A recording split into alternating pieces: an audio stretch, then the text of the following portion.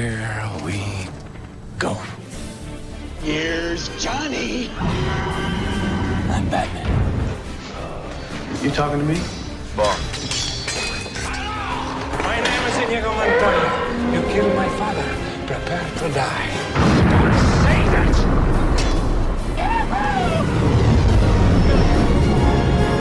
Remember, the Force will be with you, always. Frack you later. Fucking puss. You're gonna need a bigger boat. Frankly, my dear, I don't give a... We're not in Kansas anymore. He's looking at you, kid. Phone home. Good morning, Vietnam!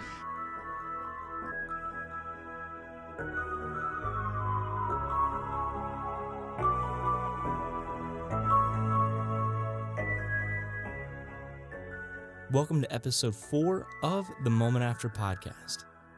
I would usually be accompanied by Klein and Chris, but tonight we have a very special guest. We have my wife. Her name is Jamie. Say hello, Jamie.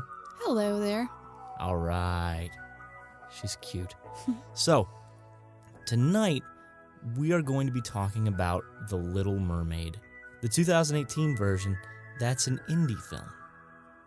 This was written and directed by a guy named Blake Harris. It stars Poppy Drayton as Elizabeth, who's also the Little Mermaid, William Mosley as Cam Harrison, who's going to be essentially your prince, Armando Gutierrez as a guy named Locke, and a number of other people, but these are really your main players. So like I said, this is a retelling of The Little Mermaid, but it's after everything happens from the Disney movie, right? So she gets her legs, the prince doesn't fall in love with her, she can't find love, and the wizard whom she sells her soul to ends up taking control of her. And he goes around selling this magic water that she swims in. He calls it mermaid water, and he also makes a circus around it, like a freak show almost. And it's all set in the deep south of Mississippi. So, Jamie, what did you enjoy about this movie? I enjoyed the opening scenes because of the animation they showed of the old school, what we're all used to, The Little Mermaid, and the way they told that story, retelling that story anyways, was a good feeling, bringing back your own childhood. Right. I mean, they retold the entire Disney Little Mermaid in about a minute and a half. Mm-hmm. You know, it was whatever the credits were, that was the story of The Little Mermaid. Granted, they used different names, like instead of Ursula, they used Wizard and some other things like that. Was there anything else you liked? Well, pretty much after that, it was kind of confusing.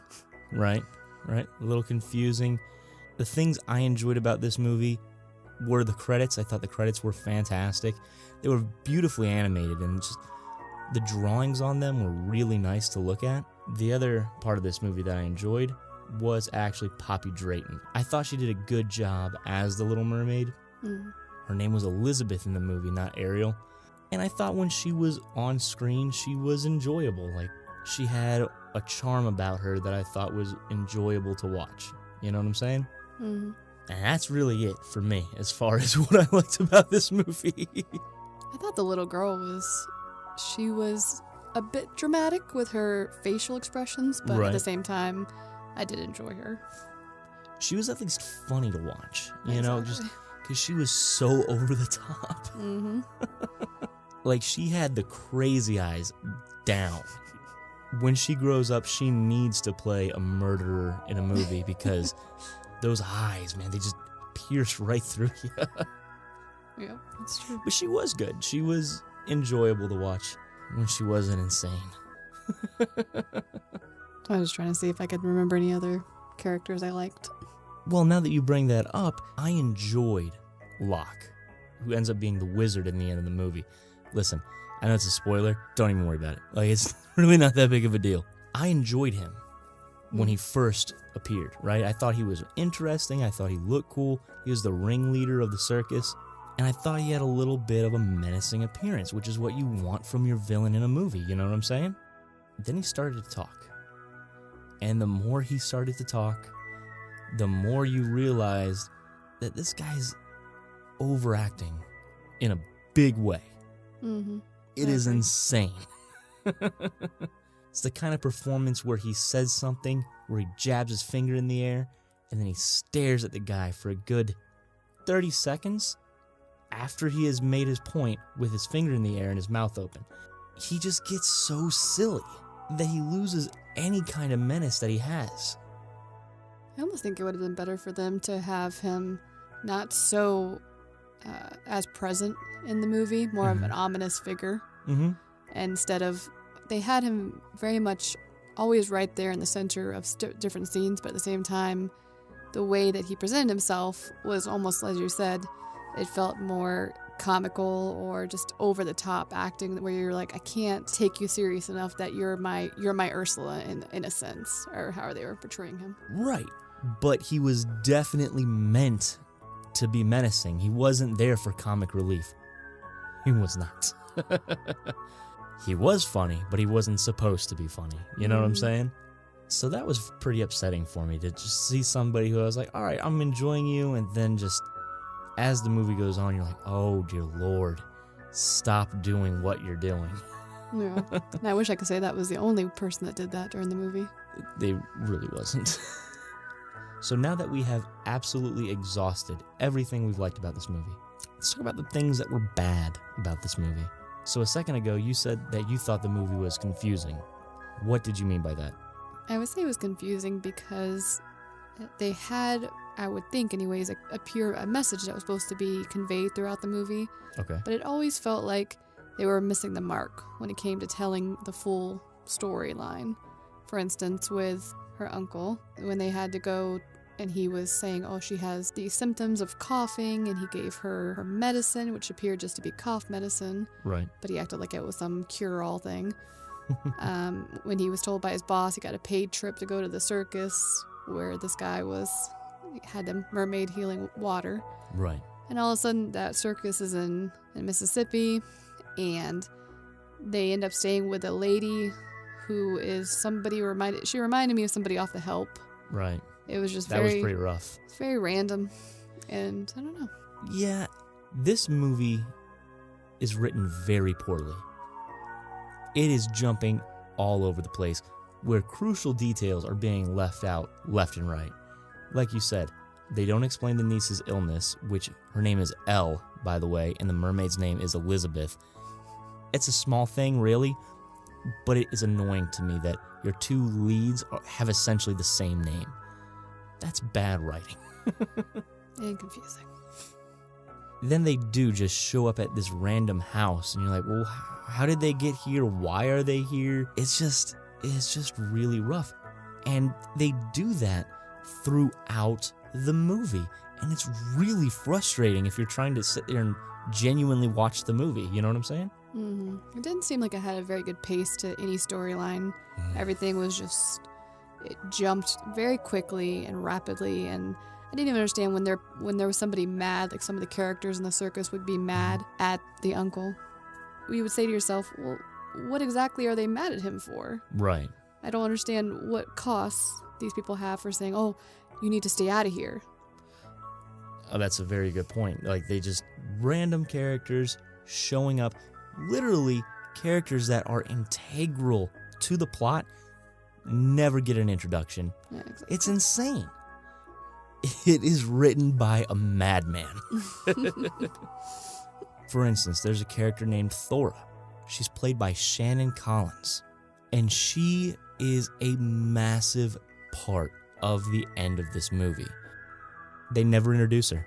As a matter of fact, I'm not even sure that they say her name in the movie, because the only reason I knew her name was Thora is because I just looked it up on IMDb.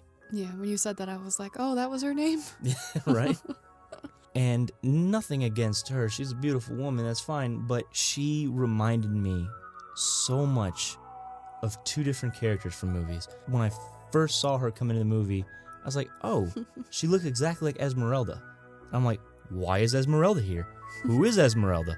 And that's what I kept calling her throughout the movie until the third act, when I saw a head-on shot of her, center of the screen, And she looked exactly like Tim Curry from the Rocky Horror Picture Show.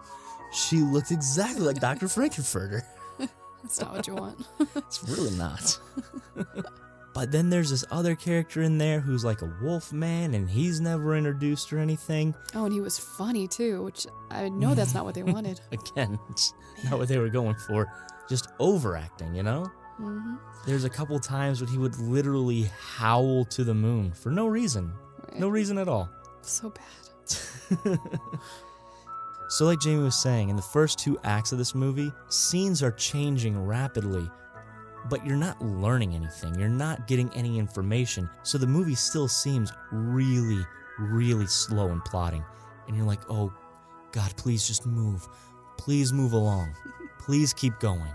Then out of nowhere, literally out of nowhere, the Thora character, like I said, she's integral to the end of the movie because in the 3rd act, all of a sudden she has telekinetic powers, which are never brought up anywhere else in the movie.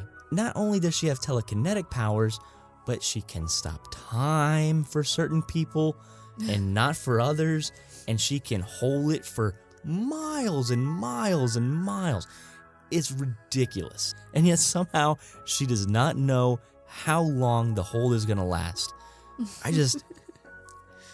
Oh man, this movie. I didn't understand that part when they're running away. She's got the critical moment of that, which I guess is supposed to be the, oh my gosh, what's going to happen next? Because they have the mermaid they're about to showcase. Mm-hmm. And she was able to get her from the mermaid status to her 2 legs. She was able to touch the tank, and that happened where she got her legs back. Right. So she froze time. The conductor of the circus was frozen. All the people, certain people outside the circus was not though. And they were able to get her legs, run out. Then they ask her, whoa, how long is this going to last? I don't know. Like, what? You don't know your own powers? Exactly. You do bring that up, and I will say, I did enjoy that. Whenever they showed the mermaid's legs going from leg to tail or tail to leg, that was incredible. Like, that looked really cool. Mm-hmm. Just the effect on it. You could see the sinew from the tail splitting apart to make the legs. I thought that was really interesting. Yeah. Now we have exhausted all of the good parts of this movie. Yep. Now everybody hates certain movie tropes, you know? Some things in movies certain people can look over. Like, oh, you were lying to me? Now I hate you forever, and nothing you say will ever make me happy. That's annoying, but for me, that's one of the things I can overlook. It doesn't matter to me that much. I get it, it's just a way to further the plot. This movie, for the last act of the movie, which was about 40 minutes, showcased the movie trope that I cannot stand. It's when one character says, hey, we have to move fast. I don't know how long this is going to take. I don't know how long this is going to hold. We have to move quickly. We have to not waste time. And then every other character, including that character, does whatever they can to waste as much time as possible. Oh my God. Like I said, literally for the last 40 minutes of this movie, I was screaming at the screen. Just go! Go! Please, God, just go. Stop talking and go. Stop being stupid. I did enjoy watching you as I would look over, and then Bryce just like with his face and his hands up, like, go! Oh my gosh, go! I hate it. I was just laughing. I hate it. In this movie, Thora freezes everybody, says, okay, I don't know how long this is going to hold. We have to go quickly. And they walk out into the circus, and everybody's frozen. I get it. If you want to show the awe and wonder of, oh my God, everybody's frozen in time, that's cool. Honestly, I would be like, holy cow, everybody's frozen. What is happening? Then you remember, oh yeah, we're on a time crunch. We got to move. We got to get this thing done. They stood there for a good 2 minutes looking at the crowd frozen. And Locke is standing right there. Go! Go! Then after they got out of the circus, they jumped in this train and were trying to get away from Locke and get back to the ocean. Somehow the bad guys found out that the heroes were on the train, and they chased down the train, jumped in the train with them. Okay, fine. And then the worst action scene I've ever seen shot was shot. Was it bad. not? It was bad. Yeah. They were focusing on the feet, and it wasn't like, oh, I'm gonna kick. It was him shuffling his right foot behind and his left foot forward, but then you're also not showing the action. And I don't know why this film was shot this way, but there was probably 8 or 9 just really, really extremely close-ups on people's faces. To the point where it looked like an anime, where they only have the eyes and then the rest of the features of the face go away, and it's just that with the face shading, you know? That's true. They did do that. In the middle of an action scene. Why? Why? Yeah. That was a weird scene. And like I said, they did it probably 12 times. 4 of them were with an elephant. And it would cut and then go back to the extreme close-up. Stop it. In this action scene, they kept cutting away from Thora's eyes and going back to the action and then cutting back to her eyes. She wasn't doing anything. Her eyes were just darting back and forth. Am I wrong? No. This movie is crazy. That just added to the confusion, in my opinion. Right? So then they're on this steel train, Oh, man. I and the remember this wolf part. boy throws one of the henchmen through a window and up. So instead of going just directly out the window, he goes through the window and up and hits the train. And when he hits the train, just a whole chunk of it gets ripped off. Also, she had a part in that too, though. Thora, is that her name? Yeah. I saw they closed up on her, unless they were just closing up on her for no reason, Mhm. but it looked like she was doing something with her eyes to help to make him go through the metal. Oh, really? That was my takeaway from it. Unless there was just a pointless angle camera at that point, but it seemed like she was darting, like she was doing that telekinesis thing Mm-hmm. that kind of aided Wolf Boy in that attempt to get the guy out the train. Well then, I stand corrected, because that, I was so annoyed by that. I was like, this little wolf boy ain't strong enough to throw a man through a steel train. Right. You're insane. Whenever the little girl, like I said, her name is Elle, would get overexcited, she would start coughing. And they're in a truck driving to the ocean after they've gotten away from Locke once before, and she starts coughing. Everyone's in the truck, everyone's driving. Just keep going. Just keep going. Instead, the uncle flips out, starts banging on the truck. Stop the truck, stop the truck, stop the truck. I have to go back to get her medicine. Which is ridiculous, because here's the thing. Even if she might die going forward, you're going back to the wizard, in which case she will die. Keep going. Just keep driving. Mm-hmm. She also showed no sign of ever dying or even close to death. And they never hospitalized her. Nothing. She just was coughing, and he kind of would rub her back and, like I said, give her this medicine, which just appeared to be cough medicine. And she was fine. She just had a really bad cough. That's what it seemed like. They were overblowing it a lot. Yeah. So then the wizard catches up with them. Thora tries to fight him by herself. She loses, but in the meantime, everybody else escapes. Well, after Locke beat Thora, he caught up with the escapees, and apparently, and I say apparently for a reason, they're on a cliff. Doesn't look like it, because they're running straight for the water. And it is nighttime, like 1 o'clock nighttime. It is pitch freaking blackout. At which point, the prince of the movie decides to put the Little Mermaid down and tries to punch the wizard in the face. And he ran up to him with his arm cocked back from probably, 30 feet? Oh, yeah. Stupid. I was so annoyed, though. I was like, man, if they let him punch him in the face, I'm going to be so mad. That's going to be the end of him. Exactly. Ridiculous. So then Thor catches back up to him and they're fighting him off, and they finally take away his power. They take away the wizard's power and he can't fight back anymore. Then the prince tackles the wizard. Now when you tackle somebody, you go through them and the person falls to the floor relatively close to where they were. You know? Please tell me what happened. I would love to hear it from you. For some reason, I don't know where this came from, this backdrop, but apparently, as you mentioned, we were told they were on what it seemed to be just flat forest, and water was nearby because she needed to get back in the water ASAP, the Little Mermaid character. And all of a sudden, as he lunges at him, they are going over a cliff, apparently. Yeah. I don't know where it came from. Nobody does. They weren't close to it, that's for sure.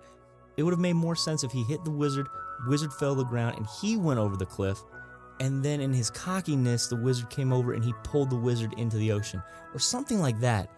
But he knocked him into the ocean from probably 15 feet away. Mm-hmm. And that's being very generous because I have no idea where that cliff ledge was. Exactly. They didn't show it at all. So then he dies. Mm-hmm. Apparently, we didn't see that either. The wizard fell in the ocean. The wizard fell in the ocean from where he was.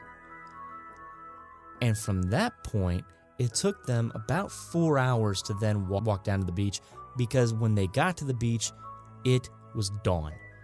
And the sun was coming up, and it looked like the sun had been coming up for probably a good 20-30 minutes at that point. Mm-hmm. Honestly, this movie story is all over the place, and it pissed me off. Like, it's not cohesive. The storytelling is inept. They are overacting the entire movie. There's no timeline. If there is a timeline, There they sure really didn't isn't. make it clear. No. Then at the very end of the movie, you find out that the grandmother telling this story is actually the little girl from the story. And that's cute, right? No. I say no because I was annoyed the way that, because as we mentioned in this review, that the character Elle, mm-hmm. she would, cough, and that was her condition. Yeah. And so the way that they revealed, quote unquote, that she was Elle was having her retell the story, and then she's like coughing dramatically, and everybody, I guess, is supposed to be like, oh my gosh, is that? I had no idea. I don't know. It didn't seem very smart. No, it really didn't. Because the little girl asked her, what happened to Elle? And she's like, I don't know. She's like, I guess it's time for a swim. And she walks outside, and the little girls freak out. Then all of a sudden you see like a really panned out shot of the ocean, and 2 mermaid fins come up. And you're like, oh, okay. So Elle is swimming with Elizabeth. I get it. But the shot is so dark. Mm-hmm. Like, it's so poorly lit that if you didn't see just like real brief flashes of these 2 fins, you would have never known what that last scene was. Right. I gotta be honest with you. I've seen a number of bad movies in my life. I saw Teen Titans Go recently. I saw The Meg. I cannot remember leaving a movie and hating a movie this much. Like, in my soul, I hate this movie. I never want to see this movie again. It's not even in that realm of so bad it's good, like The Room or like Birdemic or something like that. It's just piss poor. Well, the sad thing is that it was supposed to be, it was on another level, this movie, because it was relating to a beloved Disney movie. Sure. And the whole title of the movie should have been The Little Mermaid of Mississippi. But instead, they named it The Little Mermaid to get people to come and bring their kids. Right. Now, I can't be too upset, I guess, because it is an indie movie and they're either fantastic or they're terrible. But one of the most applauded movies, one of the most beloved movies in the entire world is an indie movie, and it's Star Wars. So they can be good. And this one just wasn't. Yep. Jamie, what would you rate this movie? On our rating scale, we have run out and see it at a matinee, stream it at home, or don't even bother. What would you give this movie? Honestly? Yeah. Don't even bother. Yeah, that's exactly what I would give it. Unless you want to have just a rage-induced heart attack. Because I was so upset when I left this movie. You really were. Right? Yeah. All right, everybody. That's our review for The Little Mermaid. Have you seen it? Please, for the love of God, comment below. I would love to know what you thought of this movie. And until next time, go out and watch some movies. Good night.